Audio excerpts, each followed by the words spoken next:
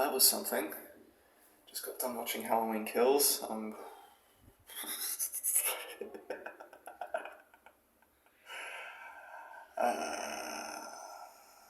We'll tell more later. Okay, let's see. Hello, audience. I'm sorry about that bathroom reaction. Halloween Kills. Now, I feel like it's important to talk about the other films before we talk about this one. I have not seen all of them. I have seen the ones that are important to this timeline. I have seen Halloween 1, 1978, as I have to call it now, I guess. Halloween H2O, 20 years later, which came out in 1998, 20 years after Halloween. Halloween 2018, which 40 years after the original. And then this one, Halloween Kills. Thoughts on the original? This is going to be important, trust me. I do think it is my favorite film. It's set out well. It's a slasher before slasher lost all decency, I guess. It's because ones like Freddy Krueger and Jason Voorhees, they know what they are. They're cheesy. They try to have fun, and when they get rebooted, sometimes it's less than stellar. They understood that. Even the Halloween series has always taken itself seriously. Halloween 2018 was kind of a slate wipe of all the other movies. They tried to do that with Halloween H2O, and it succeeded in that film, I think. It wasn't overly scary, but it was a fitting conclusion. But then Halloween Resurrection came out and ruined everything with Busta Rhymes, dear God, that's abysmal.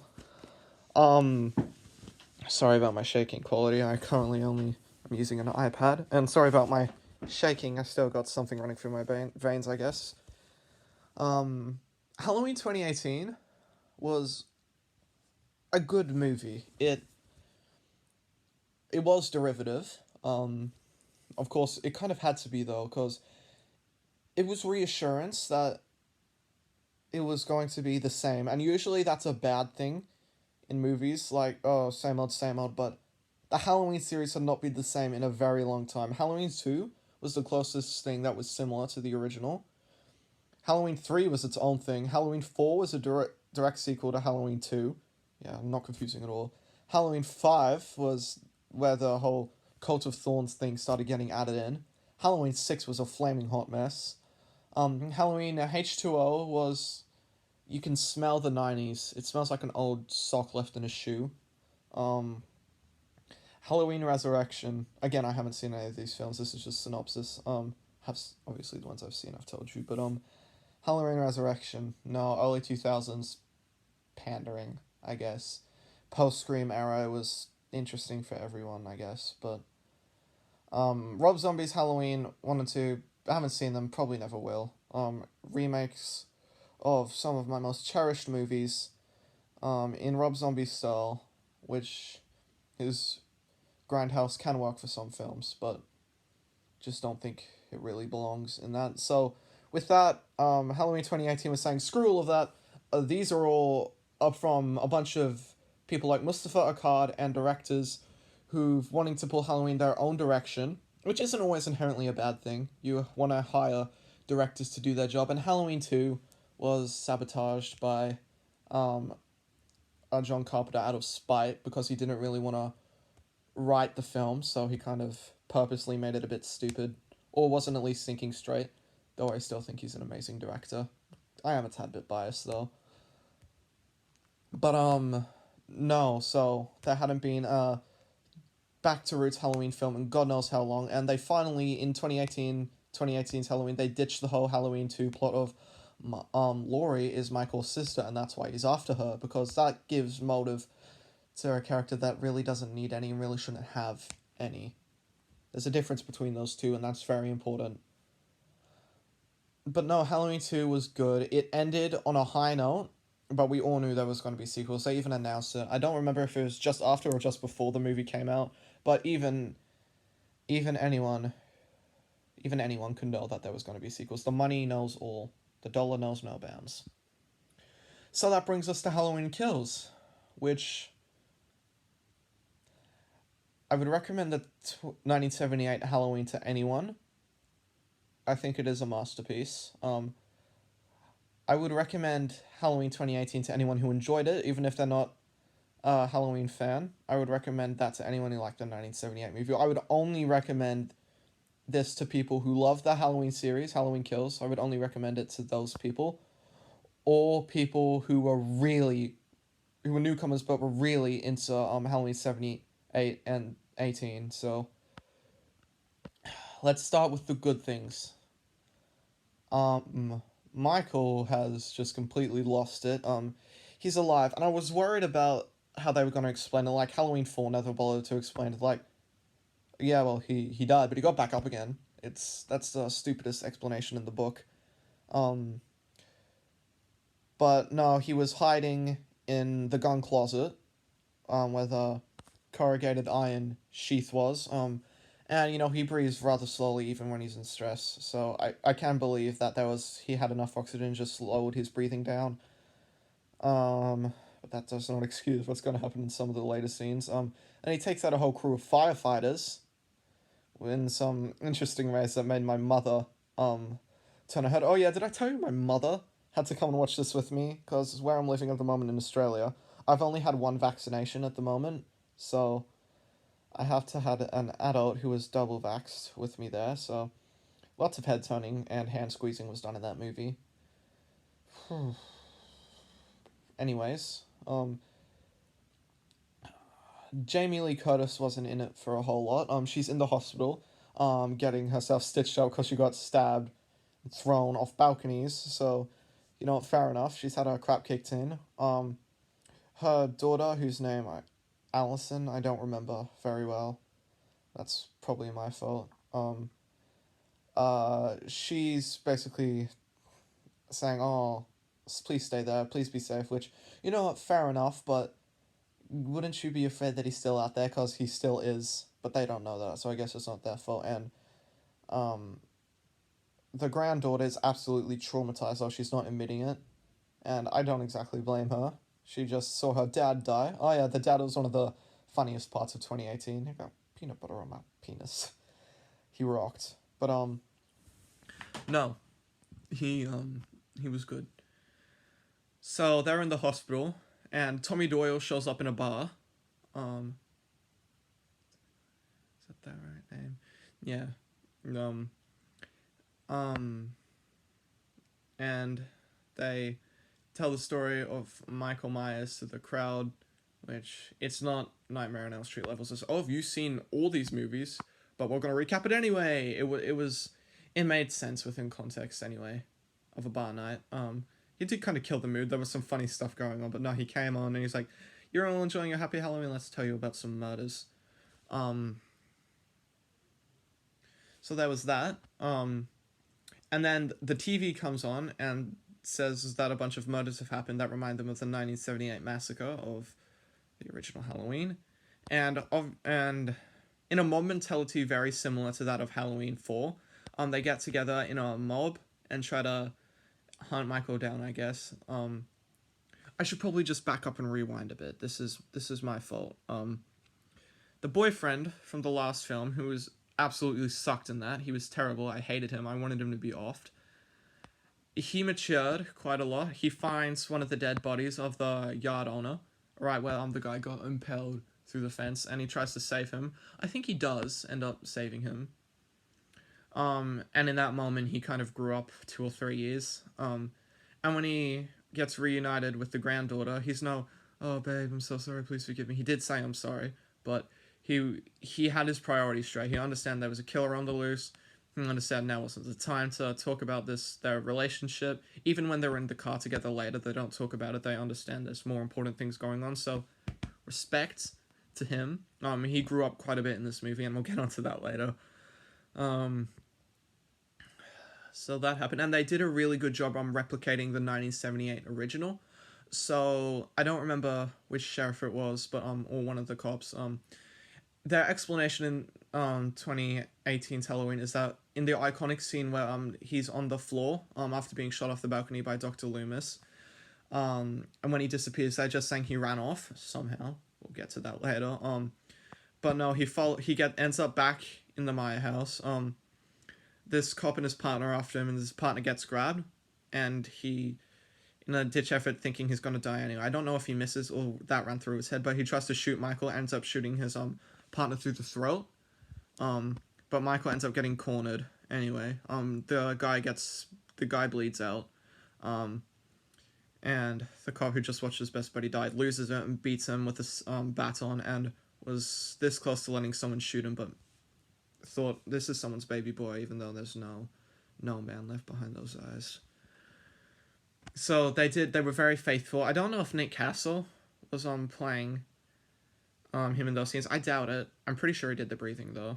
Something about me reading that in 2020 during COVID. I think he was doing the breathing. He did that in the 2018 one as well. It's something so weird but so nice to hear. Once Laurie finds out that Michael's still around, she's having none of that. She gets up, injects herself with painkillers, tries to go after him, but I don't think she ends up leaving the hospital. No, she doesn't. Allison, I'm pretty sure that was the name of the granddaughter, though I could be wrong. Don't take my word for it. What's running through my head? I just saw it like half an hour ago. So, she teams up with the boyfriend and Tommy Doyle, who are going off, and some others, including the nurse from the original, to get some to try to hunt him down. They have guns because it's America, and they look for him. There's this couple that ends up getting axed very brutally. One gets a luminescent light bulb through the throat. The other one gets beaten and pinned down to a table with like 5 knives. Yeah, my mom wasn't too fond of that one. There was that, which was setting up that he's not having any of it. I don't know if, because we see him kill children in 2018, though he does not kill a baby. I don't know if the Michael in this mindset of currently being burned alive and came out alive, I don't know if he would have let that baby live. Lord knows, I hope he did, but hope he would have, because it's fine, I guess. But it's gonna be left alone. I hope it gets cared for. Anyway, no, they try to hunt him down, and a mob mentality breaks out where Tommy's trying to find Michael, and there's an escaped asylum inmate from Smith's Grove, who's obviously mentally ill because that's a sanitarium. I don't know if I'm the best person to talk about it, but I think he was portrayed okay. The context surrounding it, we'll talk about that later, but I think as a individual, that inmate was portrayed okay. And they think he's Michael, so they're trying to hunt him down in the hospital, and he ends up tragically jumping out the window, and it's not realistic in the slightest, and Halloween has always taken itself seriously, and I don't know if that was done in good faith or very well, but it was a moving point when Tommy realized he's done goofed, and he needs to take true action and not just let the mob speak for itself. But that's later. There's this gay couple, Big John and Little John. I don't think we ever learned their names, but they are the best characters in the movie. Obviously not just because they're gay, because they have so much character. These kids come in saying, "Oh, you left there was a razor blade in some of the candies you bought," and our friend's like vomiting on the floor, and they try to help him out. It turns out one of the kids snuck in and stole the whole candy bowl, and they live in Michael Myers' old house, and they tell them the story. They manage to scare them off, but Michael ends up breaking in and killing them, which I have no problem with, obviously. Lord knows I didn't want them to die. They were the best characters, but anyone's fair game in this movie, so no, it was drawn out through like 3 or 4 cutaway scenes of back to the hospital, back to the house, back to Allison, back to the house, back to the hospital, so forth, until they went down, which was sad. They were the best parts. Even my mum agreed with that. Well, I'm leaving out quite a bit. This isn't just going to be a whole film recap. Michael is scary again. That's important. And so they end up in the Maya's house with the boyfriend, the boyfriend's father and Allison, I think that's her name. They try to hunt the shape down. And they get close. They realize he was heading towards the house, which he is in. And the dad ends up dying off screen, though we see his body in not the rafters, like the entrance to the attics. And the boyfriend puts up a good fight.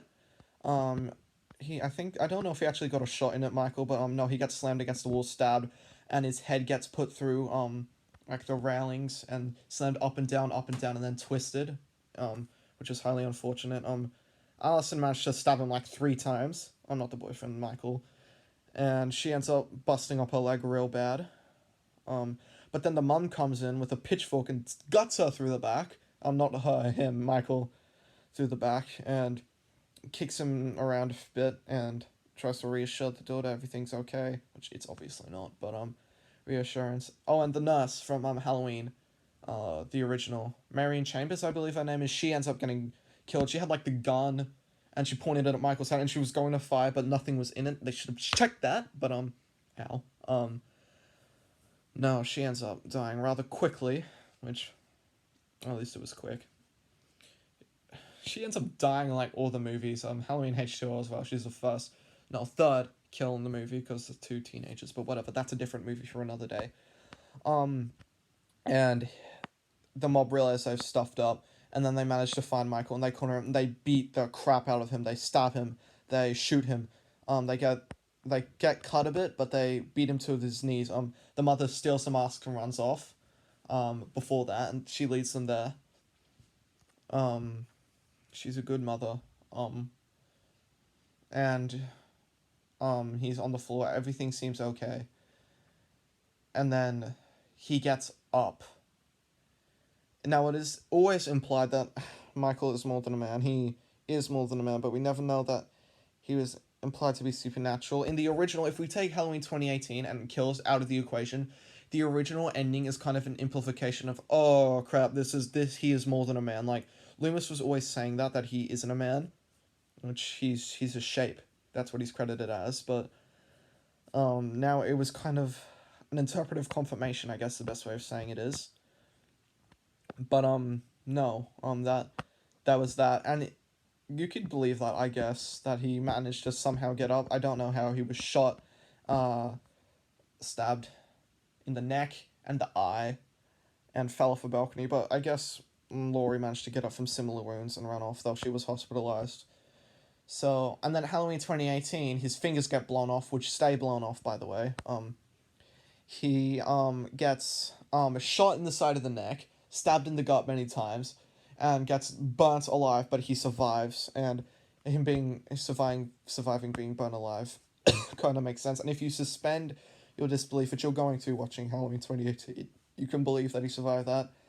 But this is all-out confirmation that this guy isn't human. He gets up, kills everyone there, even Tommy Doyle, which, God, that... He was a mixed character in that movie, in this movie. He was good intentions, bad execution, but... No, he ends up killing him, and then the mom ends up going into the house, looks out the daughter's window, and she ends up getting slashed to bits. Critics seem to not be liking this movie a lot. It's around 48 in the 40s to mid-50s.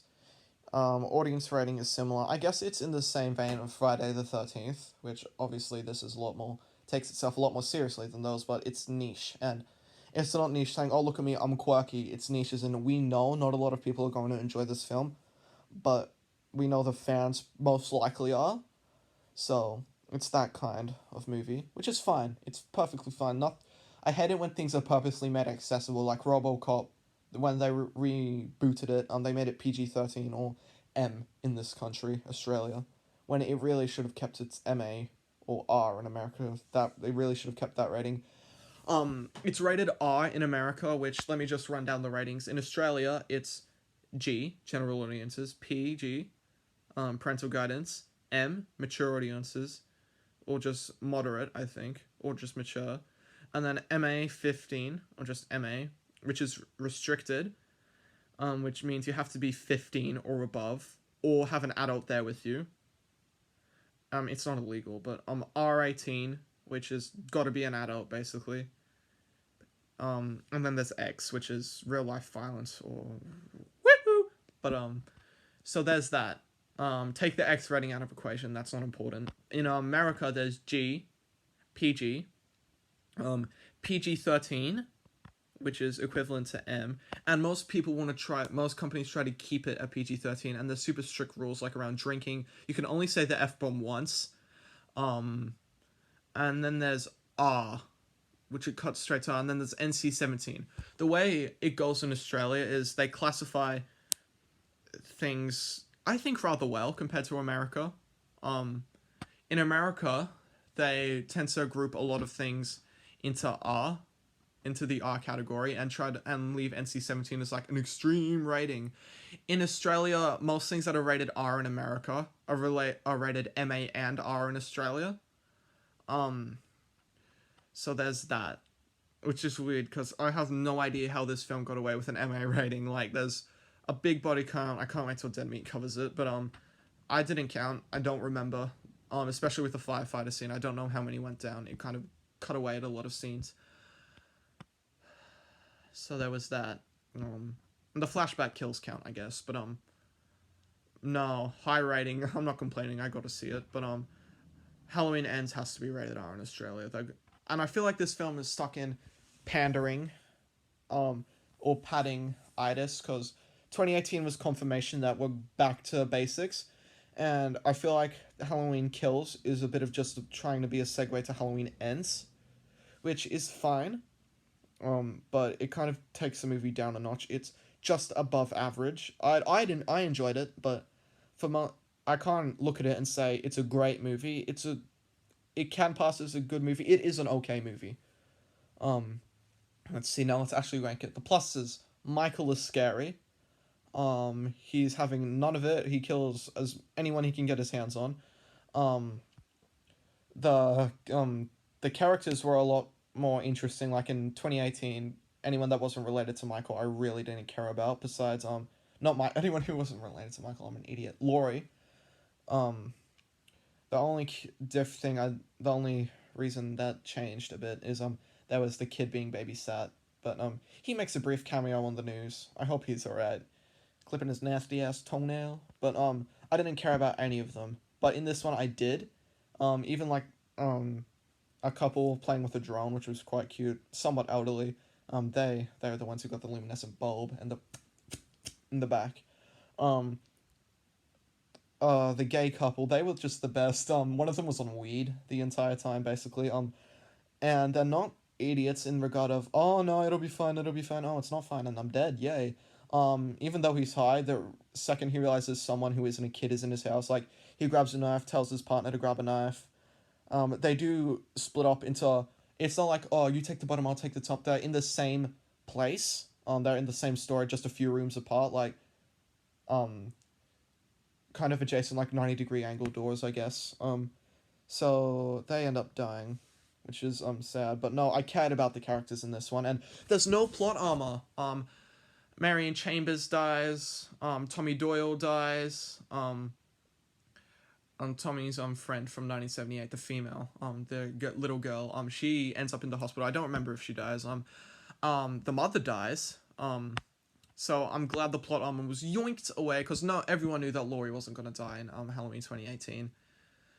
But with the sequel, I guess you can do anything, which Halloween 2018 kind of couldn't be a sequel, even though it was. It was kind of had to be, I hate to say this word, appealing to the masses as well. So there was that. Other pluses, the score is amazing. The song Halloween Triumphant, which plays during the fight, I think it plays during when the mother and Michael are kind of going at each other, and the boyfriend and Allison as well. The noise where they get like an electric bass or an electric car and get like a bow, like a big like a cello, and just it's amazing. The song Unkillable, when he's actually, I guess that plays when he's angry. I mean, he doesn't really show any emotion. He's not a person. People need to understand that Michael Myers is the best version of a one-dimensional character.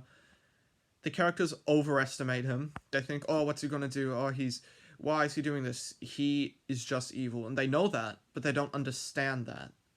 Like, I know that, the Earth is round, and that atoms are how the world how the world is formed, and that, electrons can be in more than one place at the time, and I understand that the fourth dimension is most likely in existence, but that no one will ever be able to comprehend that. But I don't understand that. I understand that I don't understand that. And I know what something is, but I don't understand that. And the characters know that he's pure evil, but they don't understand that he's pure evil. They still see him as somewhat of a figure. They put emotion into him. They put hatred into him. When they need to take him in the same approach, if he's being soulless towards them, they need to be soulless towards him. So that's a plus. Michael getting his crap kicked in, and the surprise ending, where he just takes down the entire mob basically. That went off to fight him. The boyfriend was a big plus. He wasn't I hate you and let's get redeemed at the end. No, he goes out like an absolute legend. He tries to save his girlfriend. And she tried to save him. He goes out with a big bashing and a neck snap.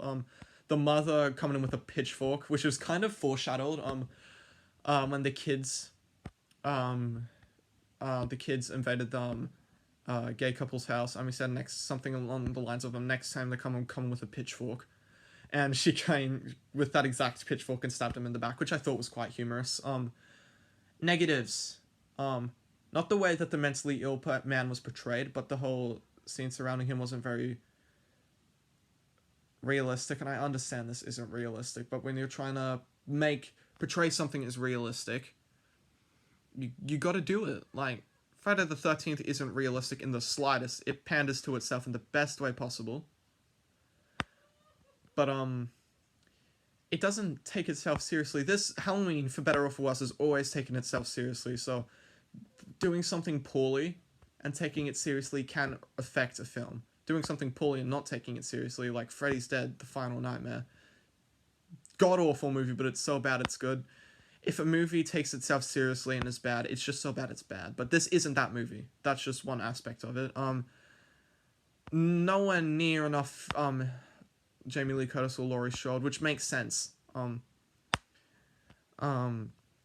She's in a hospital, and at one point her stitches come loose, and you can kind of see her insides, which is all kinds of gnarly. But no, I hope Halloween Ends is good, because she said that's the last time she's playing the character, and she's getting old. She's gonna reach her 60s, which I know for some people that isn't that old, but I guess it's all a point of perspective. Another plus is I think they did the flashbacks really well. I don't know if they used computers or an actor or both to do Donald Pleasance as Dr. Loomis, but he shows up when the cop accidentally kills his partner and said, did he kill again? And I don't know what voice they use, if they use a computer or something, but it was really, it's not like Grand Moff Tarkin where it's good at the time, and then you look back and you're like, oh, this looks like a PS4 game, like in Rogue One. I guess time will tell. Sensibilities change. People thought a lot of the effects of the 1920s looked real, and they don't, but they still look cool. No, I thought it was 3 stars out of 5. 63%, I guess.